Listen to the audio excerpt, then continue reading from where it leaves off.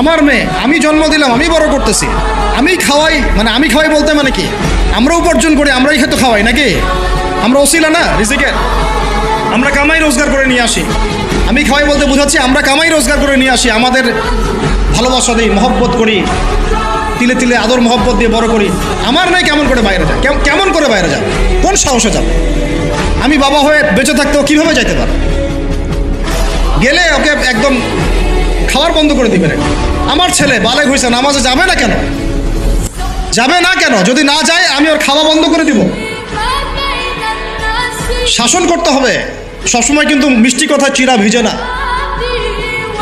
আল্লাহ পাক কোরআনের মধ্যে হেদায়েত দিতে উৎসাহিত করেছেন, এখানেই আবার আইনগুলো নাজিল করেছেন। মানে সবসময় মানুষকে দাওয়াত দিয়ে বুঝিয়ে সুঝিয়ে কাজ হয় না, মাঝে মাঝে পিটানো লাগে, লাগে না? শাসন লাগে না? লাগে।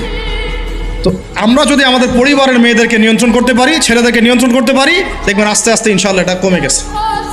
আর যদি এভাবেই গা ছাড়া দিয়ে দেন, আমি বলেছি বেশি দিন লাগবে না, আর 10টা বছর পরে নাউজুবিল্লাহ আমরা আশ্রয় চাই আল্লাহর কাছে, এমনটা যেন না হয়। দেখবেন যে এটা এমন হারে বেড়ে গেছে যে ঘরে ঘরে সমকামিতা ঢুকে যাইতে পারে। নাউজুবিল্লাহ, এই তাদাত, এই সংখ্যা দিন দিন বাড়তেছে। আপনাদের শহরে, আপনাদের এই অনেক এই যে এখানে আমি অনেক মাহফিল করেছি, অনেকেই আমাকে চিরকুট দিয়েছিলেন যে ভাই এখানে সমকামিতা বেড়ে যাচ্ছে, এই বিষয়ে কিছু বললেন। চিন্তা করেন, ভিতরে ভিতরে এগুলো চলতেছে, হোটেলে হোটেলে চলতেছে। আপনারা ভালো মানুষে যে বসে থাকলে হবে না। এত ভালো মানুষ হতে আল্লাহ পাক বলেন নাই। আল্লাহ পাক বলেছেন সৎ কাজে আদেশ করো, অসৎ কাজে কি করো? নিষেধ করো। এবং আপনি আপনার জায়গায় আল্লাহ বিরোধী কোনো কিছুকে প্রশ্রয় দিবেন না।